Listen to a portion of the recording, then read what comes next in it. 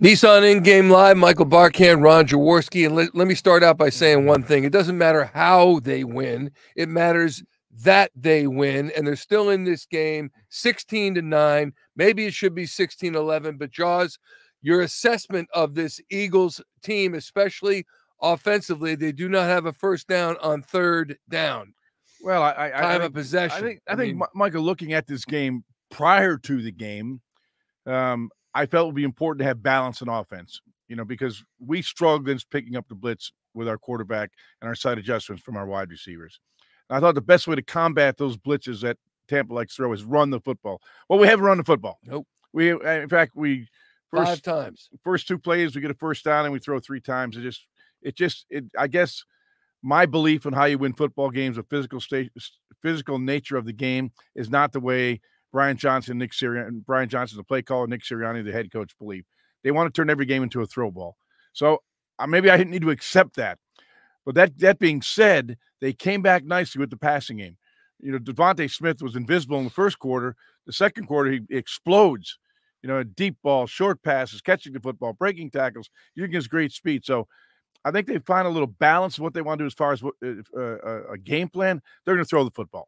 And I'm not 100% sure that that's the way to do it, because this Tampa Bay defense is still getting home. They're getting pressure on Jalen. Yes, we battled back to make it a one-score game at 16-9, but I'd still like to see a little more of a physical style from our running game. Two-point conversion, what'd you make of that? The failed two-point conversion. There was a penalty that wasn't called. Wasn't called. Which is disgraceful. There's always penalties that aren't called. Yeah. No, I'm not going to whine about that. It wasn't called. What are you going to do? I don't care what analytics say, but I still think, you could take it to 16-10 with the extra point, touchdown, extra point, you win, by going for two and not getting it. And here's why I don't have a real problem with it is the tush push has been so successful.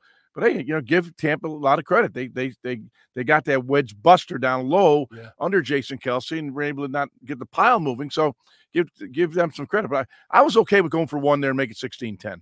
Rare is the time that we've seen the push stopped in the manner that Tampa Bay did in the first half. All right, how about the Eagles' defense? Because once again, like last week, like the preceding weeks, they're whiffing on tackles. I don't know if you'd say that effort is a problem with regard to the way they're pursuing, but they are not making tackles that clearly they should make. Well, Michael, I'll say this. I thought the effort was fantastic in the first half. I thought the defensive line was flying around. Linebackers flying around, missed tackles were embarrassing. And that's the fundamental nature of football, is to tackle. Now, we're seeing it throughout the league now because you can't practice tackling. You can't even put pads on at practice. The CBA says you can tackle after someday in November, I think. So you can see the tackling has really fallen off for this football team. But let's be real here. We were saved by a bunch of Tampa Bay drops. They had some people open that were big, explosive plays they could have had, and this margin could have been a lot wider than 16-9 right now. So thank you, Tampa Bay, for having bad hands, and their tight end, I think, has dropped 3 big play balls, Otten. But we'll take it. We get the ball to start the second half, tie this bad boy up, and let's play ball. Jalen Hurts, 14 of 20.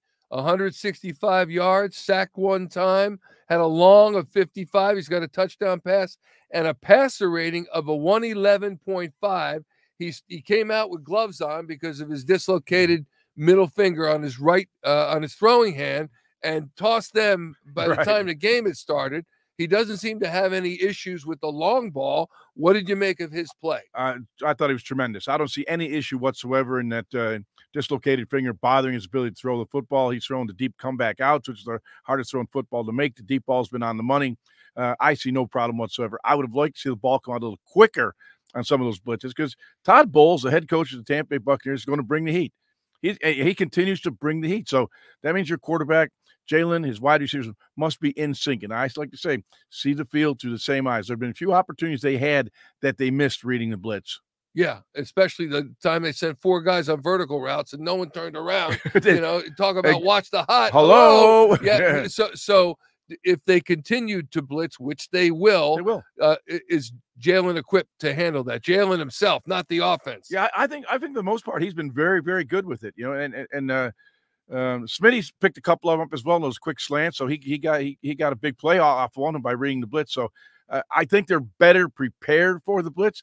And by the way, these aren't anything new. These are the same blitzes that Jalen saw in 2021 in that playoff game in Tampa where they were very effective against them. They're using the same thing. And we don't seem to have made a total adjustment to it, but we're picking up some of them. So I'll take that right now. I'll take us being down by 1 score because, boy, it looked ugly in that first quarter. It looked like we were really out of sync. Baker Mayfield was sharp. We weren't getting pressure on him. But we've kind of settled down into the game. We're getting some pressure right now. Coverage is tightened up. So right now, I'm feeling the first drive of the second half is going to be huge. Yeah, and thank goodness they get the ball back. I know the bottom line is the score, but time of possession is essentially 19-11 in favor of Tampa Bay. Does that matter if they come back on quick scoring drives and take the lead? Yeah, I think you'd like to possess the ball a little bit more. I mean, you look at number of snaps as well. It's a real disparity. Total plays, the Bucs have 43, the Eagles have 26, only 26 plays. So we have not sustained drives. It's some big plays. Tampa's moved the ball. They've got 242 yards in total offense. 242, that's halfway to 500 if my Youngstown State math is working all right. Working great, baby. Almost, that's working good. So we haven't exactly shut them down. And like I said, the biggest thing in our favor was Tampa Bay dropped some passes. All right. That'll do it for In-Game Live, presented by our friends at Nissan. Reminder, Barrett Brooks is with you after the third quarter. Clock hits 0 after the game. And again, we're tempering all this. The bottom line is we want to see him go to Detroit the next week. You're damn right we do. But I'll tell you what, should that fail to happen, oh, my goodness.